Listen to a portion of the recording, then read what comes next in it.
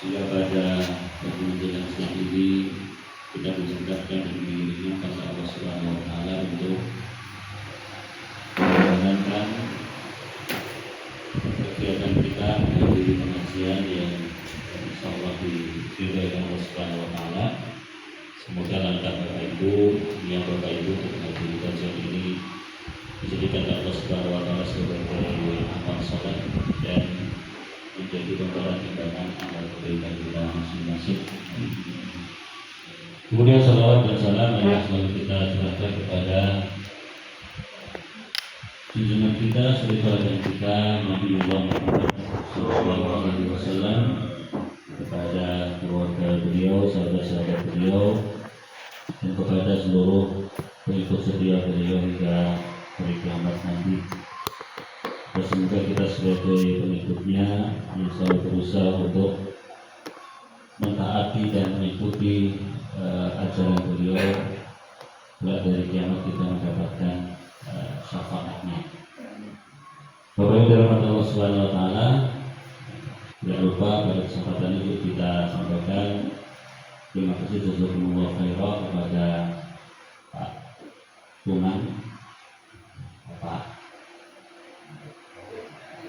Arif Nur Samsul dan keluarga yang telah menyediakan tempat untuk kegiatan kita ini. Semoga Allah memberikan balasan yang lebih baik dan menjadi amal kebaikan beliau dan keluarga di timbangan amal kebaikan beliau dan keluarga. Bapak Ibu dirahmati Allah Subhanahu wa Ta'ala, pembahasan kita dari surat Al-Baqarah ayat ke-197. Allah berfirman, Al-Hajju ashhurun ma'lumat, faman farada fihinna al-hajja fala rafatha wa la fusuqa wa la jidala fil hajj, wa ma taf'alu min khairin ya'lamuhu Allah, wa tazawwadu fa inna khairaz zadi taqwa. Ini pembahasan tentang haji, di mana dalam surat Al-Baqarah ini telah dibahas mengenai haji dari ayat 199 sampai ayat 203. Di ayat 196 sampai 203. Di dalam ayat tersebut diterangkan berkaitan dengan tata cara pelaksanaan ibadah haji, dan tidak terasa kita masih di bulan Syawal, sebentar lagi bulan Dzulqa'dah dan Dzulhijjah. Gambaran Syawalan kosong nyawa dulu. Terakhir itu tanggal itu nih 19 atau 19 ya. Kemarin 19 ya. 19.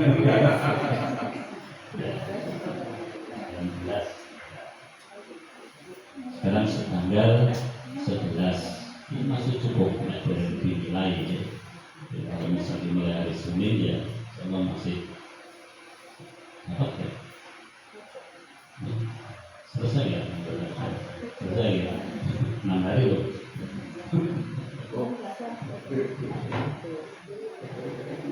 Ya. Rasulullah SAW bersabda, "Man shoma Ramadan thumma atba'ahu sittan min Syawal kana kasiyami dahri." Siapa yang berpuasa di bulan Ramadan kemudian melanjutkannya dengan 6 hari puasa di bulan Syawal, maka akan kasiyami dahri, maka seakan-akan dia melaksanakan ibadah puasa selama 1 tahun penuh. Selama 1 tahun penuh. Dan para ulama mengatakan 1 tahun penuh ini hitungannya adalah kebaikan itu dilipat gandakan menjadi 10, sehingga kalau puasa Ramadan 30 hari jadinya 300, 6 hari di bulan Syawal 6 kali 10 60, sehingga semua jadi 360 hari. Jadi situ yang dimaksud dengan seakan-akan dia puasa di bulan Terus akan puasa 1 tahun penuh, pahalanya seperti puasa setahun penuh. Walaupun firman Allah Subhanahu Wa Taala, kita dan ibadah haji ini juga tuan rumah juga mau haji, insyaallah. Tanggal itu kan Pak? Insyaallah tanggal 5. Oh bisa. Mei. Kamu kan April ya? 11. Ya, 9 lagi ya? Hari ini mana sih Pak? Besok. Oh, ya. Ya.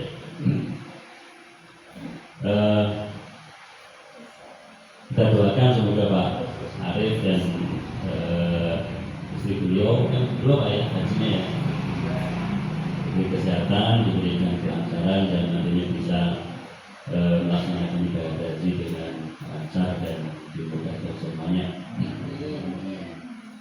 Allah berfirman, Al-Hajju Asyhurun Ma'lumat, musim haji itu pada bulan-bulan yang telah dimaklumi atau bulan-bulan yang telah diketahui. Para ulama mengatakan Asyhurun Ma'lumat, bulan-bulan yang diketahui ini adalah bulan Syawal, Dzulqa'dah dan Dzulhijjah.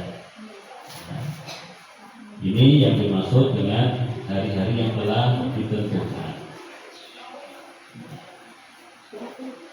Faman farada fihi al-hajja fala rafatha wala fusuqa wala jidala fil hajj. Maka barang siapa yang mengerjakan ibadah haji di dalam bulan tersebut, maka janganlah dia berkata jorok, rafat, atau perkataan yang menjurus pada hubungan suami istri, wala fusuqa wala jidal, dan tidak berbuat maksiat yang menyebabkan kefasikan, wala jidal, dan tidak bertengkar fil haji, selama dalam pelaksanaan ibadah haji.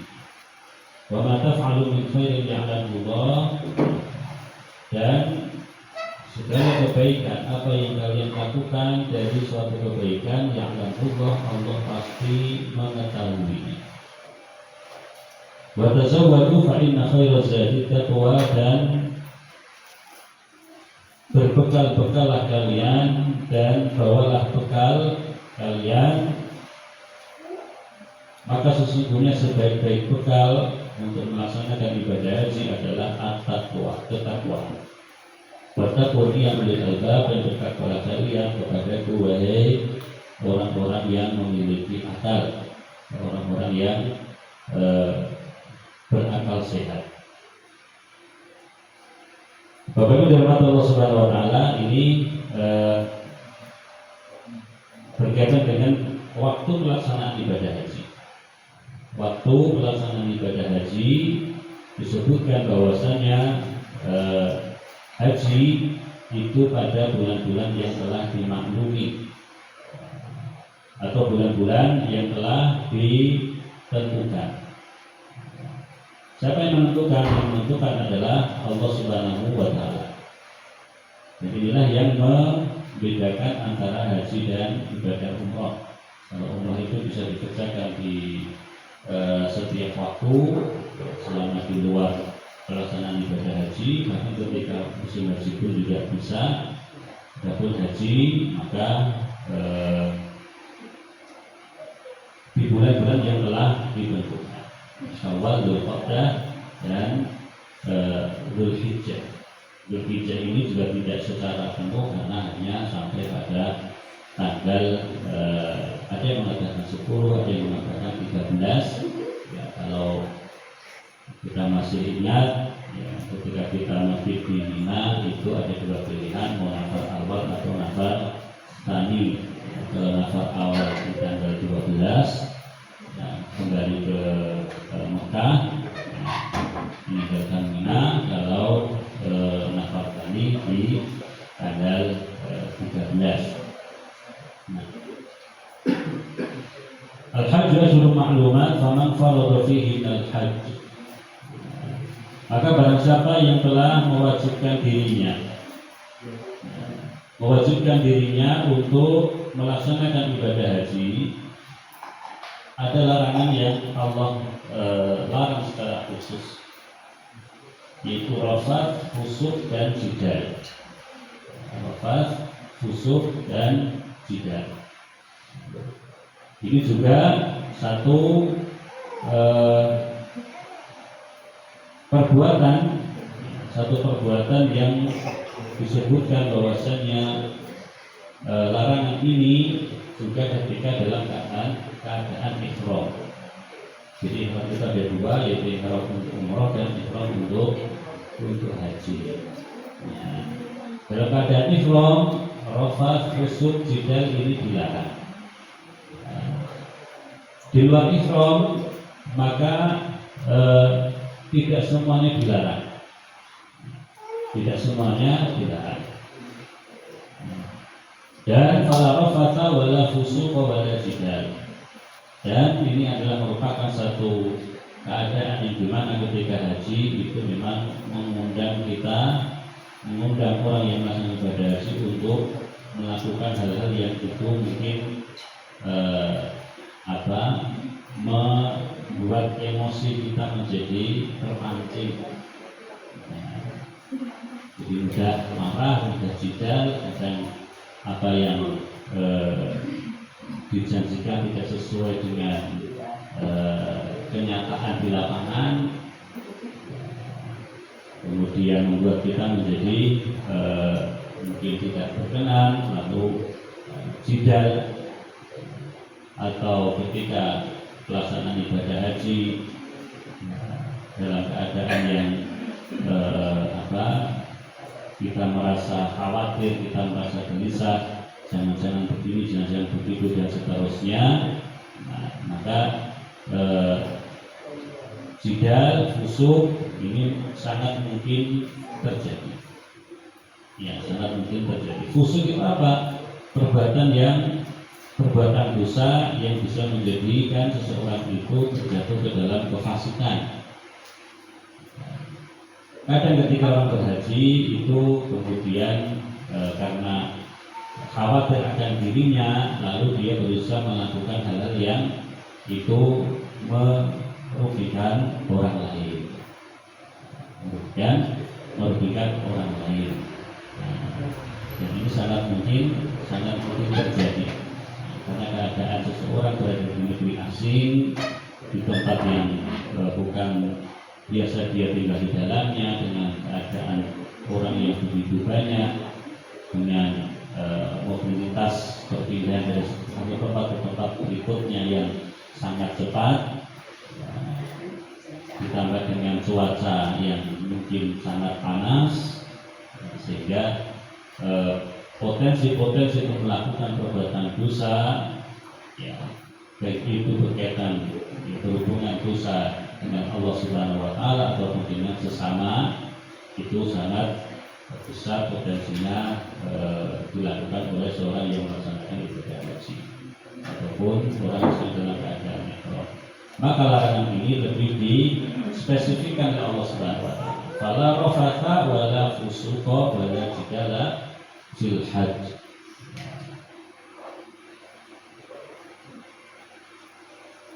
Wa ma taf'alu min khairin ya'lamuhu Allah. Namun demikian apa yang kalian lakukan dari segala bentuk kebaikan itu Allah pasti mengetahuinya. Allah pasti mengetahuinya. Sehingga di satu sisi kita dilarang untuk rafat, fusuk dan jidal, tapi di satu sisi yang lain ketika kita berhaji itu kita melakukan amal kebaikan. Banyak ibadah kebaikan yang kita lakukan. Maka Allah katakan ya'lamhu, Allah pasti mengetahuinya. Allah pasti mengetahuinya, Allah akan mencatatnya, dan jika itu amal yang diterima oleh Allah, maka Allah akan memberikan balasannya. Nah, jadi tidak perlu terkadang seorang itu, sekarang istilahnya orang itu kadang butuh validasi, cari yang namanya validasi, yaitu sebuah pengakuan dari apa yang telah dia kerjakan atau apa yang sedang dia lakukan. untuk mencari pengakuan dari orang sehingga menyebarkan dan menceritakan ya, apa yang telah ataupun apa yang sedang dilakukan. Padahal Allah Subhanahu wa taala mengatakan bahwa taf'alu min khairin ya'lamu. Allah pasti mengetahuinya. Maka dalam hal kebaikan itu ya, sebisa mungkin disembunyikan, hanya dirinya dengan Allah yang tahu. Meskipun juga apabila itu ditampakkan dengan tujuan agar memberikan motivasi atau memberikan inspirasi kepada orang-orang yang melihatnya, maka itu juga satu hal yang tidak terlarang asal niatnya baik, niatnya lurus. Bagaimana Allah katakan bahwa pintu bersedekah ditanya imahi, apabila kalian menampakkan sedekah yang kalian keluarkan itu tidak mengapa. Sedekah secara terang-terangan itu tidak mengapa. Wa itu fuha wa tutuhal fuqara wa sallallahu. Tetapi Allah katakan jika sedekah itu kamu berikan kepada orang-orang fakir, kepada orang-orang miskin, kepada orang-orang yang membutuhkan, ya, dengan sembunyi-sembunyi, maka itu merupakan bentuk pelaksanaan sedekah yang lebih baik. Bentuk pelaksanaan sedekah yang lebih baik. Jadi yang lebih baik itu memberikan sedekah langsung kepada orang yang membutuhkan, kepada para fakir miskin dan yang lainnya yang kita tuju secara diam-diam, meskipun ditampakkan pun juga dibolehkan asal bisa menjaga niatnya. Bahkan ada sekali ulama yang mengatakan kalau orang berbuat maksiat saja mereka dengan bangganya terang-terangan, maka kalanya amal kebaikan itu juga dilakukan secara terang-terangan supaya berimbang. Jadi orang itu tidak termotivasi, tidak mendapatkan inspirasi untuk hal keburukan saja, tapi juga untuk hal-hal kebaikan. Ya. Wa ma ta'malu min khairin ya'lamullah wa tazawwadu fa inna khairaz zadi taqwa, dan berbekal-bekallah kalian, maka sesungguhnya sebaik-baik bekal adalah takwa. Berkaitan dengan ayat ini ada sebab nuzulnya, ada sebab turunnya, yaitu ya, ada kebiasaan sebagian penduduk orang Yaman. Jadi kalau kita lihat dari peta itu Yaman dengan Arab ini dengan Saudi berbatasan langsung, gandeng secara daratannya jadi satu. Nah, sebagian orang-orang Yaman dulu itu ketika mereka melaksanakan ibadah haji, ya, mereka sengaja tidak membawa bekal. Jadi kalau itu haji sanggup apa? Sanggup tawakal. Sanggup tawakal. Sanggup duit tawakal. Jadi mana nih tawakal? Nah, aku ini kalau butuh pokok tawakal. Jadi tawakal pokoknya. Jadi apa bekalnya apa? Tawakal. Nah, ini orang-orang Yaman ya. Ketika berhaji mereka tidak mau sengaja, mereka tidak membawa bekal, jadi secara finansial meskipun tidak mampu, sing penting makan. Nah, yang penting berangkat. Dulu kan itu zaman dulu belum ada namanya paspor, belum ada namanya perbatasan. Jadi kalau mau haji ya berangkat saja, ya. Berbeda dengan zaman sekarang. Nah, karena mereka bekalnya tawakal, tetapi tidak mencari sebab, sehingga ketika mereka berhaji itu ketika berada di Mekah mereka menjadi pengemis. Ya, jadi mereka meminta-minta mengharapkan kebaikan dari orang lain yang melaksanakan ibadah haji. Jadi pengemis. Bahkan ada sebagian yang kemudian kelaparan dan meninggal. Karena dengan tekad apa tadi? Tawakal. Tapi tidak mencari sebab dengan membawa dan persiapkan bekal. Maka kemudian Allah mengatakan wa tazawwadu, maka persiapkanlah bekal, maka bawalah bekal ketika melaksanakan ibadah haji. Baik itu bekal perbekalan dalam bentuk makanan, minuman, pakaian, ataupun uang, harta yang halal dan yang lainnya yang berkaitan dengan kebutuhan hidupnya ketika melaksanakan ibadah haji. Watazawwadu, maka berbekal-bekallah kalian, persiapkanlah bekal ketika tidak melaksanakan ibadah haji, supaya nanti ketika di tanah suci, ketika di haram atau ketika di Mekah tidak menyulitkan diri sendiri dan menyulitkan orang lain. Lalu watazawwadu fa inna khairaz zadi taqwa. Kemudian Allah mengatakan fa inna khairaz zadi taqwa, maka sesungguhnya sebaik-baik bekal adalah takwa. Ya, sebaik-baik bekal adalah takwa. Itu untuk mengingatkan orang yang secara harta benda dia sudah memiliki semuanya, secara bekal, ya, bekal finansial dia sudah ada semuanya. Ya. Kalau sekarang haji secara bekal itu dekatnya kalau berangkat ke uang saku pun bisa, karena sudah disiapkan semuanya.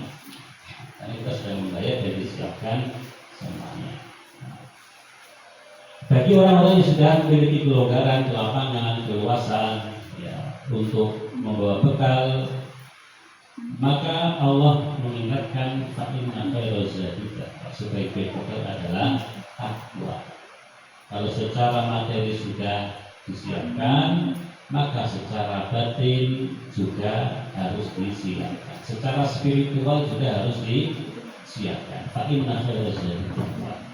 Apa yang secara spiritual itu ya betul-betul membawa bekal keikhlasan karena Allah, melaksanakan ibadah haji karena memenuhi panggilan Allah Subhanahu wa taala, untuk mencari ridha Allah Subhanahu wa taala, datang melaksanakan ibadah haji untuk mencari ridho dan pahala dari Allah Subhanahu wa taala, untuk kebaikan akhiratnya, bukan yang lain, di mana dimiliki oleh sebagian orang yang melaksanakan ibadah haji ke tanah suci bukan benar-benar untuk ibadah haji, tapi ada tujuan-tujuan yang lain, termasuk seperti disampaikan tadi, orang sekarang butuh yang namanya sangat mencari namanya validasi.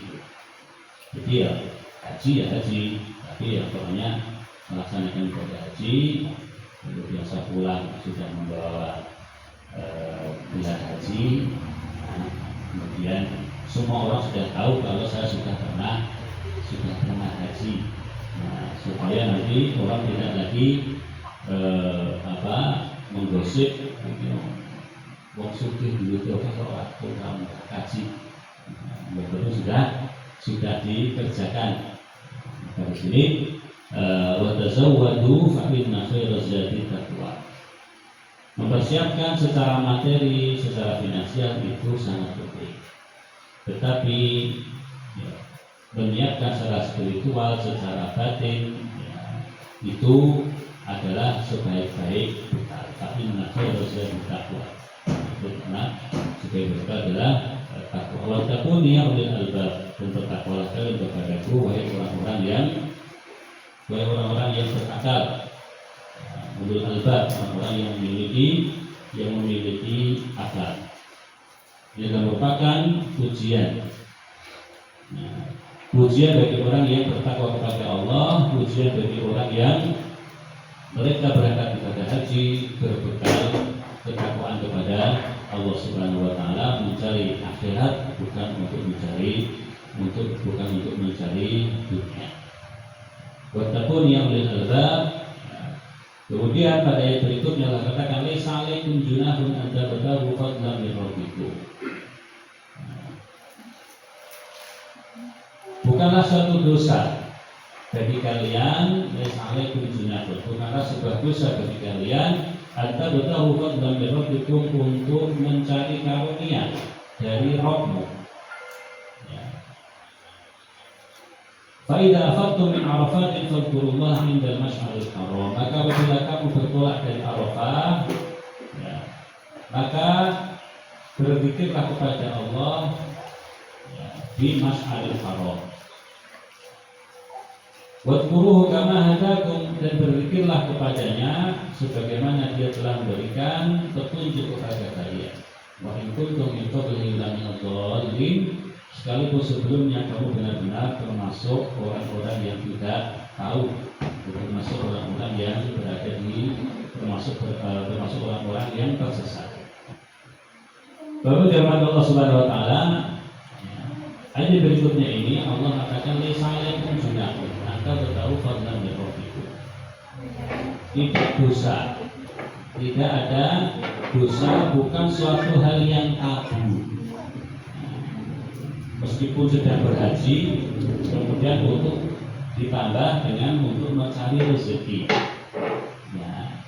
Maksudnya apa? Maksudnya adalah meskipun haji itu benar-benar harus ikhlas karena Allah, diniatkan karena Allah, berbekal dengan ketakwaan untuk mencari Allah Subhanahu wa taala. Tapi ketika berhaji itu, kemudian di musim haji itu dengan melakukan perjalanan perdagangan untuk berdagang, untuk berbisnis, itu juga tidak laisa alaikum junah. Sebagian mungkin beranggapan sebenarnya haji harus kabeh yang namanya perdagangan, bisnis ditinggal, fokus ibadah. Hanya fokus ibadah, tinggalkan segala urusan dunia. Perkara-perkara yang kaitan dengan transaksi jual beli, bisnis, perdagangan, ya ditinggalkan. Nah, maka tidak sekaku itu. Jadi ini berkaitan dengan sebagian para sahabat atau kebiasaan para sahabat Nabi yang mereka menjadi pedagang. Ya, mereka menjadi pedagang. Dan di Mekah ada pasar yang memang sudah ada sejak zaman jahiliyah sebelum Islam datang. Ya. Ada pasar di sana di mana orang-orang melaksanakan transaksi bukan dagang di pasar tersebut. Sebagian menganggap seperti tadi, ya, namanya haji, fokus haji, tidak bisa berdagang. Maka Allah katakan laisa alaikum junahun, tidak ada dosa, tidak mengapa bagi kalian untuk mencari karunia Allah Subhanahu wa taala. Dalam bentuk apa? Dalam bentuk jual beli, dalam bentuk memberikan jasa kepada orang lain yang benar dengan jasa tersebut mendapatkan upah. Ya, ini mendapatkan upah. Maka sebagian orang itu berhaji juga membawa barang dagangan. Jadi berhaji jadi salah satu bekalnya, bekal untuk memenuhi kebutuhan hidupnya di sana, yaitu dengan membawa barang dagangan dari tanah air, dari negerinya. Ketika saya di sana, kemudian di dalam musim haji, dalam pelaksanaan ibadah haji juga melakukan perdagangan atau melakukan transaksi perdagangan, dia menjual apa yang dia bawa. Nah, sebagian masyarakat kita juga demikian. Tahu sing larang opo. Ya, kemudian ada sebagian masyarakat kita itu haji membawa rokok 20 slot. Terlarang ya, karena mahal. Ya, satu bungkus bisa sampai 25 rial. Nah, itu aja banyak yang nyari. Jadi berhaji membawa koper full dengan rokok. Ya, lalu apa? Di bandara karena razia. Jadi dibuka, rokoknya diambil, lalu dibawa masuk ke Mekah. Ya. Artinya seperti ini. Nah, jadi memang membawa barang dagangan, ya, tapi ini kan bentuk barang dagangan yang dilarang. Ya. Jadi tidak mengapa. Ya, bagi seseorang ketika berhaji itu anta bertahu fadlan min rabbikum fa idza afattum min arafatin fadhkurullaha 'inda al-mash'aril haram. Maka apabila kalian telah selesai, ya,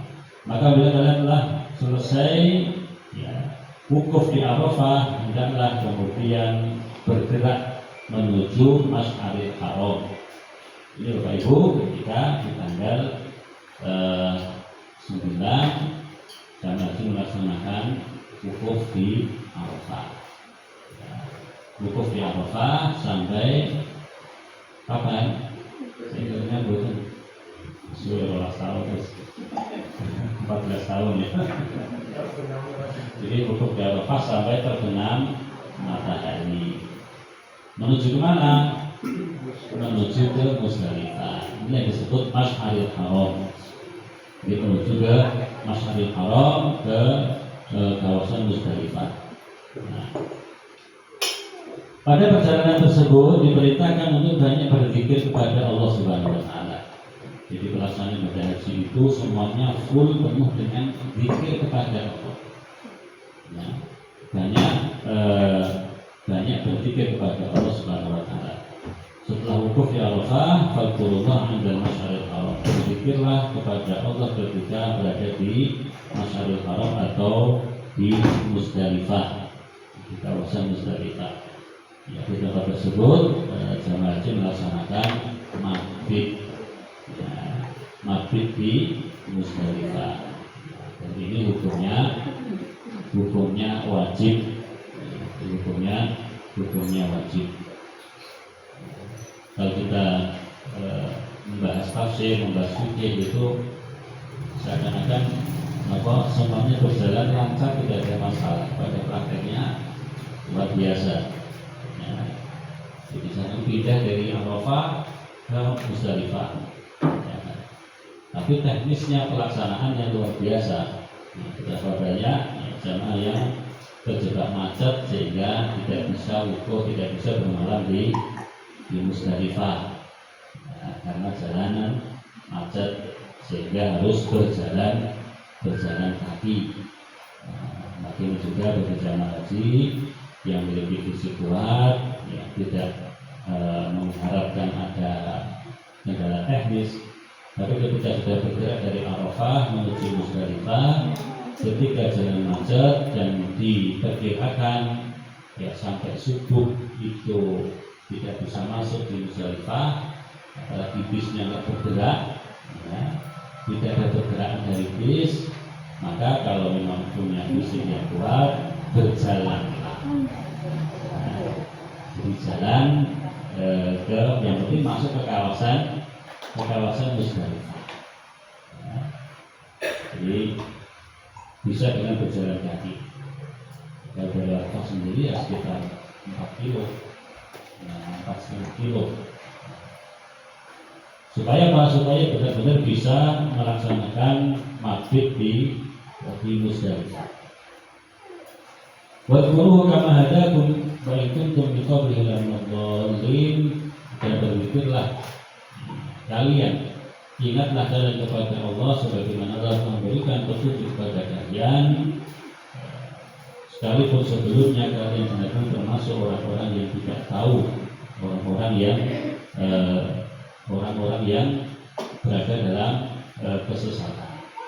Nah, ini bagaimana Allah Subhanahu wa Ta'ala di Musdalifah ketika mabit itu yang dilakukan adalah banyak berzikir kepada Allah Subhanahu wa Ta'ala. Banyak berzikir kepada Allah Subhanahu wa Ta'ala. Dan inilah satu hal yang kadang dilalaikan oleh sebagian jamaah haji, karena ketika di mobil, ketika di bis, ketika di Musdalifah dengan situasi yang begitu banyak orang, nah, itu untuk berzikir jadi lupa. Karena disibukkan dengan situasi yang seperti itu. Maka tetaplah untuk berbanyak berzikir kepada Allah Subhanahu wa taala dengan lisan. Wadkuruhu kama hadakum, dan ingatlah kalian kepadanya sebagaimana dia telah memberikan hidayah kepada kalian. Apa hidayahnya? Hidayah diantaranya adalah Allah memilih memberikan petunjuk kita untuk melaksanakan ibadah haji. Allah memberikan hidayah sebagai sebuah nikmat yang tidak bernilai harganya, karena dengan hidayah tersebut kita menjadi hamba yang beriman, menjadi hamba yang taat kepada Allah Subhanahu wa taala. Maka keimanan ini juga nikmat yang harus selalu disyukuri. Berikutnya Bapak dirahmati Allah Subhanahu wa taala, itu berikut dengan al-dhalin tsumma afidu min haitsu afadhan nas.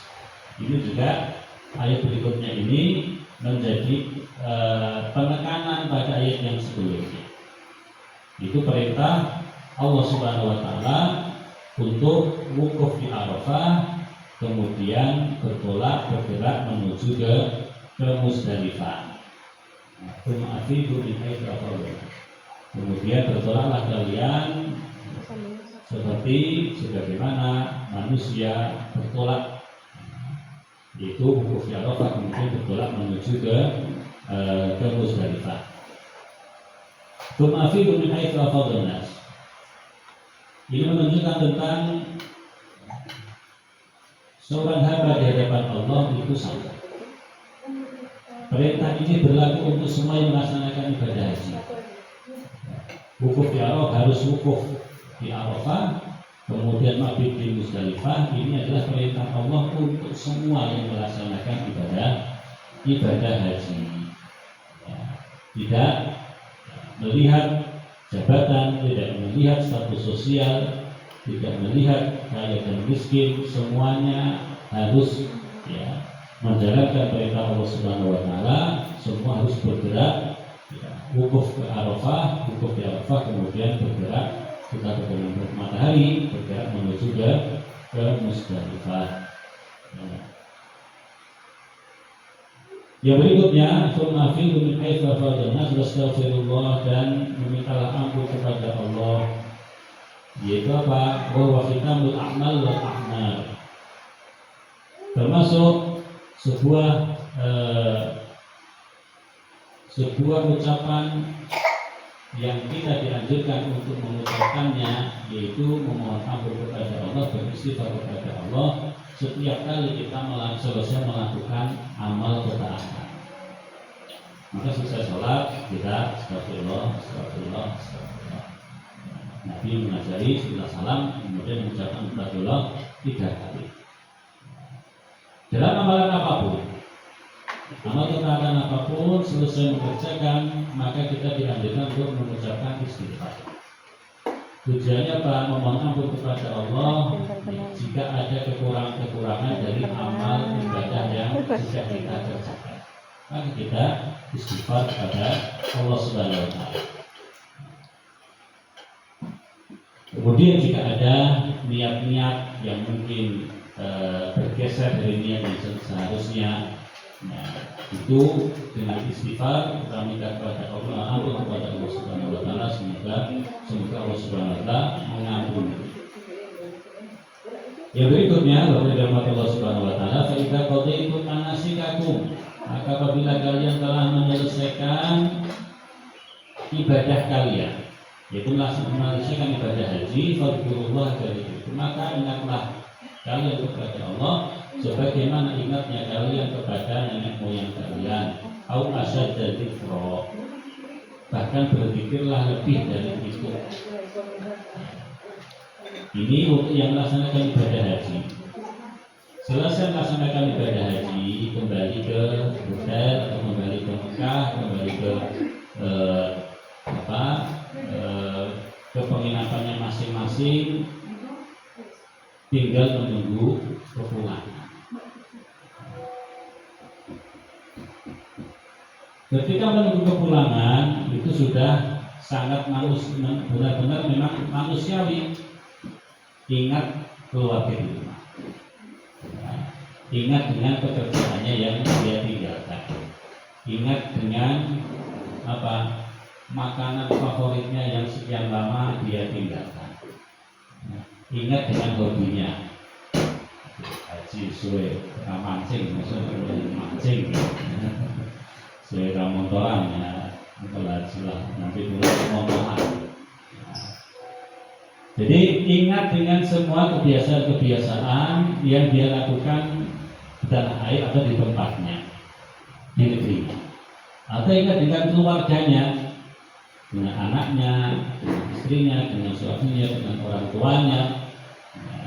Atau ingat dengan pekerjaan-pekerjaan yang rutinitas dia lakukan ketika di negerinya. Itu bukan satu hal yang bersalah. Itu satu hal yang boleh, bahkan itu satu hal yang manusiawi. Tapi dengan ingatnya tersebut, jangan kemudian lupa dan tidak ingat kepada Allah Subhanahu Wa Taala. Di sini, fadkurullah kadzikrikum aba'akum aw asyadda dzikra. Bahkan lebih ingat kepada Allah Subhanahu Wa Taala daripada yang lainnya. Nah, ini perintah dari Allah Subhanahu Wa Taala selesai melaksanakan ibadah haji, hendaknya seseorang itu lebih kuat lagi zikirnya kepada Allah Subhanahu Wa Taala. Meskipun yang lain juga diingat, tapi ingat kepada Allah ini yang paling kuat. Nah, yang paling kuat adalah ingat kepada Allah Subhanahu Wa Taala. Meskipun juga dalam hal duniawi kita terbiasa dengan kebiasaan-kebiasaan yang sudah kita tinggalkan sekian lama karena melaksanakan ibadah haji, ingat tidak mengapa, tapi jangan berlebihan. Nah, di antara yang ingatnya seseorang yang selesai melaksanakan ibadah haji itu kemudian terbagilah dua jenis orang. Faminan nasi may yaqulu rabbana atina fid dunya wa ma lahu fil akhirati min khalaq. Sebagian orang ketika selesai melaksanakan ibadah haji, mereka berdoa kepada Allah, ya Rabbana atina fid dunya, ya Tuhan kami, berilah kami kebaikan di dunia. Wa ma lahu fil akhirati min khalaq, dan di akhirat dia tidak memperoleh bagian apapun. Ini sebagian orang yang selesai melaksanakan ibadah haji. Itu yang diminta kepada Allah kaitannya dunia semua. Meminta kepada Allah, ya Allah semoga setelah haji ini kita berada di tahun yang di tahun yang baik, tidak ada musim kemarau. Jadi untuk menanam tanaman, untuk memelihara hewan, semuanya bisa berjalan dengan baik, tidak ada rintangan, tidak ada gangguan, tidak ada kesulitan apapun. Selesai haji, semoga bisnis saya lebih lancar, ya, bisa lebih sukses. Apa yang saya rencanakan, apa yang sudah saya tata sedemikian rupa sebelum haji, itu bisa terlaksana dengan baik sesuai harapan saya. Nah, ini adalah jenis yang pertama. Jadi selesai haji itu merasa bahwa ya sudah haji selesai, tinggal bagaimana untuk kedepannya setelah haji, dari segala upaya dan usaha yang dilakukan untuk dunia ini, Allah berikan kemudahan. Nah, itu disinggung oleh Allah bahwa lahu fil akhirati min khalaq, dan di akhirat dia tidak memperoleh bagian apapun. Ya. Artinya dia tidak ada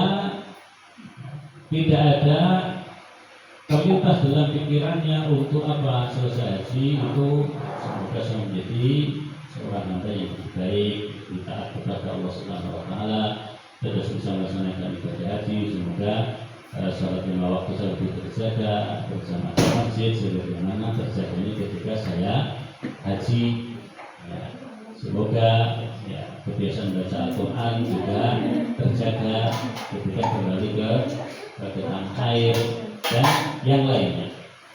Jadi hanya meminta dunia dan tidak ada bagian dari doa yang diucapkan untuk akhiratnya. Wa minhum may yaqulu rabbana atina fid dunya hasanatan wa fil akhirati hasanatan wa qina adzabannar. Dan sebagian dari mereka ada yang berdoa rabbana atina fid dunya hasanah, ya Tuhan kami, berilah kami kebaikan di dunia, ya, dan berilah kepada kami kebaikan di akhirat. Wa qina adzabannar, dan jagalah kami, lindungilah kami dari azab neraka. Nah, ini doa yang seharusnya diucapkan oleh seorang muslim, yaitu Rabbana atina fid dunya hasanah wa fil akhirati hasanah wa qina adzabannar. Ya Allah, berikanlah kepada kami kebaikan di dunia dan kebaikan di akhirat, serta jagalah kami, lindungilah kami dari siksa api neraka. Jadi jangan hanya meminta dunia terus, jangan hanya meminta kesuksesan dunia terus, tapi lupa meminta kebaikan akhirat. Nah, hasanah di sini sebagian ulama memberikan penafsiran di dunia hasanah, kebaikan di dunia yaitu keselamatan atau al-afiyah. Nah, jadi keselamatan, dijaga dari segala keburukan. Karena orang yang sehat itu belum tentu selamat. Jadi orang yang sehat itu belum tentu lepas dari kesulitan. Orang yang banyak hartanya itu belum tentu lepas dari kesulitan dalam bentuk yang lain. Dan berkaitan dengan ayat ini, bahwa dalam Allah Subhanahu Wa Taala ada sebuah hadis yang menceritakan bahwasannya Rasulullah SAW pernah menjenguk seorang sahabat yang sedang sakit, tinggal tulang berbalut kulit, tinggal sudah sangat kurus sekali. Lalu Rasulullah SAW bertanya kepada orang ini, apa penyebabnya sehingga kamu menderita penyakit yang luar biasa yang menyebabkan sampai kalau badanmu kurus kering, tinggal tulang berbalut kulit. Lalu orang ini mengatakan, menceritakan kepada Rasulullah SAW, di mana orang itu ternyata berdoa kepada Allah. Apa doanya? Doanya adalah Allahumma in kunta mu'aqibi fil akhirah fa'ajilhu fid dunya. Ya Allah, jika engkau menyiksaku di akhirat, maka segerakanlah siksamu itu di dunia. Jadi orang ini kalau dikatakan dia meminta siksa dari Allah Subhanahu Wa Taala, ada dari Allah Subhanahu Wa Taala.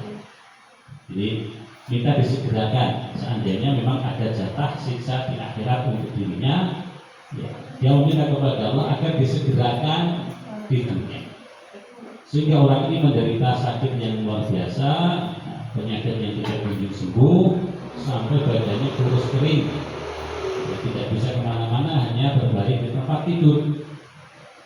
Karena doanya tadi, jadi karena doanya, karena tidak ingin mendapatkan siksa akhirat, meminta kepada Allah agar siksanya disegerakan di dunia supaya selesai di dunia. Maka kemudian Rasulullah SAW mengingatkan orang ini bahwa engkau pasti tidak akan mampu. Kenapa engkau minta siksa dari Allah? Ya, jelas-jelas kamu tidak akan mampu untuk menerima siksaan dari Allah Subhanahu Wa Taala. Lalu Rasulullah SAW mengajarkan doa ini. Allahumma atina fid dunya hasanah wa fil akhirati hasanah wa qina adzabannar. Ya Allah, berikanlah kepadaku, kepada kami kebaikan di dunia dan kebaikan di akhirat, yaitu keselamatan di dunia dan keselamatan di akhirat. Wa qina adzabannar, dan lindungilah kami dari siksa api neraka. Jadi dia merupakan doa yang sering dibaca oleh Rasulullah SAW di dalam setiap kesempatan. Juga disebut oleh sahabat Anas bin Malik radhiyallahu anhu bahwasanya Rasulullah SAW banyak mengucapkan doa ini, ya, doa Rabbana atina fid dunya hasanah wa fil akhirati hasanah wa qina adzabannar dalam setiap kesempatan. Ini merupakan satu praktek yang bisa kita tiru. Jadi kita membaca doa ini bukan hanya sekedar lisan yang mengucap saja, tapi hati kita juga benar-benar memaknainya. Ya Allah, berikanlah kepada kami keselamatan di dunia dan keselamatan di akhirat, serta jagalah lindungilah kami dari siksa api neraka. Nah, jadi benar-benar dimaknai dan dipahami maknanya. Ini bisa secara khusus Rasulullah SAW mengajarkan kita membaca ketika sedang tawaf, saat berada di sujud rukun yang nanti sampai sujud Hajar Aswad, itu membaca Rabbana atina fid dunya hasanah wa fil akhirati hasanah wa qina adzabannar. Dan kemudian bisa juga kita baca ketika kita sujud dalam sholat, karena banyak berdoa ketika sujud itu satu hal yang diperintahkan. Ketika kita sholat dalam posisi sujud, kita diperintahkan untuk banyak doa. Jangan buru-buru bangkit dari sujud. Ya, kalau ketika sholat sendirian, lainnya kalau bagi imam jamaah itu jangan. Tapi ketika sholat sendiri, maka perbanyaklah doa ketika sedang posisi sujud, karena itu adalah keadaan di mana seorang hamba kepada posisi paling dekat kepada Allah Subhanahu wa taala. Maka salah satu doa dari doa dalam sujud, selain kita membaca Subhanallahil a'la dan yang lainnya, maka bisa kita sisipkan doa dan akhirnya di dunia hasanah, wa fil akhirati hasanah wa qina adzabannar. Benar-benar kita pahami dari hati dari Allah, berikanlah kepadaku keselamatan di dunia dan berikanlah kepadaku keselamatan di akhirat, dan lindungilah aku dari azab neraka. Bapak dan Allah Subhanahu wa taala kemudian pada ayat berikutnya Allah mengatakan ulaika lahum nasibun mimma kasabu wallahu sari'ul hisab. Mereka itu bagi mereka bagian apa yang mereka usahakan, dan Allah Maha cepat dalam melakukan perhitungan terhadap amal yang dilakukan hambanya. Ini sebagai pengingat bagi kita bahwa semua apa yang kita minta akan menjadi bagian kita, ya. Jadi akan menjadi bagian kita. Kemudian apa yang kita lakukan akan dihisab oleh Allah Subhanahu wa taala, akan diminta pertanggungjawaban oleh Allah Subhanahu wa taala. Masing-masing pasti akan mendapatkan bagian. Apa yang diusahakan, jika itu bentuknya ketaatan, maka dia akan mendapatkan pahala. Jika apa yang dia usahakan itu bentuknya kemaksiatan, dosa, maka dia akan mendapatkan hukumannya dari Allah Subhanahu wa taala. Ini menunjukkan juga bahwasanya keselamatan kita di dunia dan keselamatan kita di akhirat itu tergantung dengan apa yang kita lakukan, apa yang kita usahakan, apa yang kita kerjakan. Ya.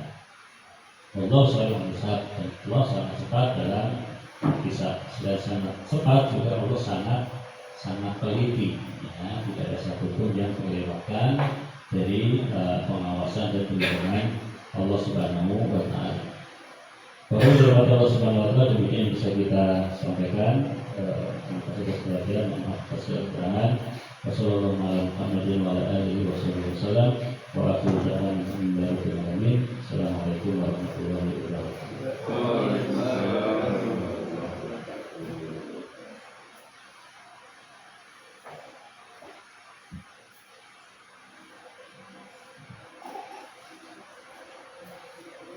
Apabila ada pertanyaan atau tambahan.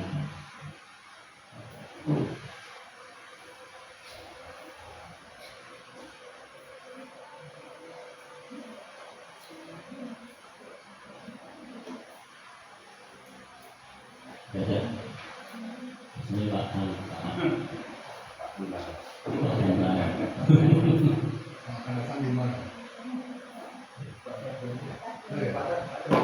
Besok insya Allah bulan yang akan datang Pak siap. Pokoknya siap. Salah. Berikutnya di